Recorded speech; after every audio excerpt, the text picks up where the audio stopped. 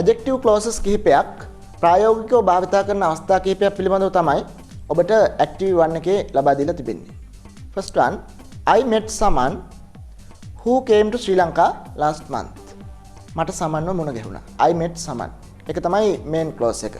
Who came to Sri Lanka last month කියලා තියෙන්නේ subordinate clause එක. අන්තර් වාක්‍ය. දැන් අපිට පුළුවන් මේ අන්තර් වාක්‍ය යොදා ගනිමින් මේ main clause එක සමග සම්බන්ධ කරන්න. එතකොට I met someone who came to Sri Lanka last month. ගිය මාසේ ලංකාවට ආපු සමන්ව මට මුණ ගැහුවා. Second one, do you know the girl who is in a blue saree? ඔබ දන්නවද ගෑනු ළමයව? මොන ගෑනු ළමයාද? Who is in a blue saree? නිල් පාට සාරි එකක් ඇඳගෙන ඉන්න ගෑනු ළමයා. එතෙන්දී who කියන්නේ වාක්‍යයේ subject එක වෙනවා, is කියන්නේ verb එක වෙනවා. එහෙනම් සම්පූර්ණ වාක්‍යයක් යොදාගෙන අපි girl කියන noun එක විස්තර කරලා තිබෙනවා. Third one, did you see the man who broke the house? ඔබ මිනිස්යාව දැක්කද? මොන මිනිස්යාවද? Who broke the house? ගෙදර බිඳපු මිනිස්යා.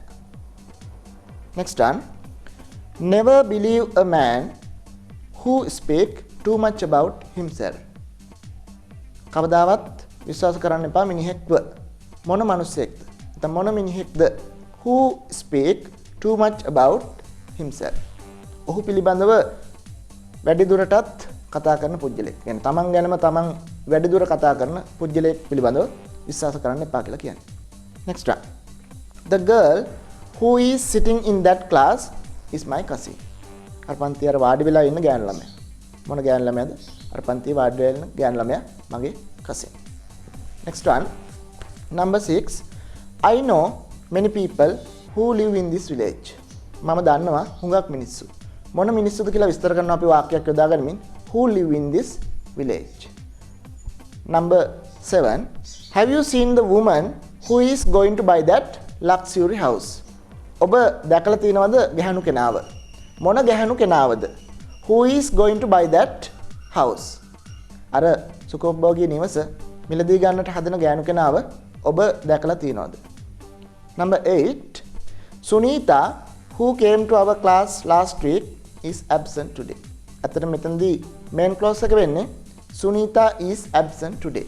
Sunita ද ඇවිල්ලා නැහැ. මොන Sunitaද?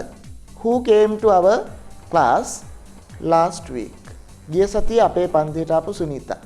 අද ඇවිල්ලා නැහැ. Next one.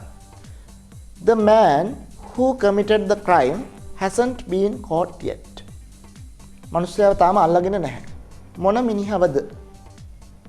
The man who committed the crime. අපරාධය කරපු මනුස්සයව. අපරාධය කරපු පුද්ගලයා තාම අල්ලගෙන නැහැ. Number 10.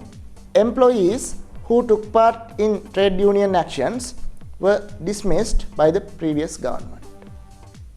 වෘත්තීය සමිති ක්‍රියාදාමයේ නියැලුණු සේවකයෝ සේවයෙන් පහ කළා දැම්මා පහුගිය රජයේ විසින්. ඔන්න ඔය විදිහට who කියන relative pronoun එක සම්පූර්ණ වාක්‍යයක යොදා ගනිමින් වාක්‍යයක මුල කියන්නේ අන්තර් වාක්‍යයේ subordinate clause එකේ මුල යොදා ගනිමින් අපිට පුළුවන් පුජ්‍යලයක් පිළිබඳව විස්තර කරන්නට.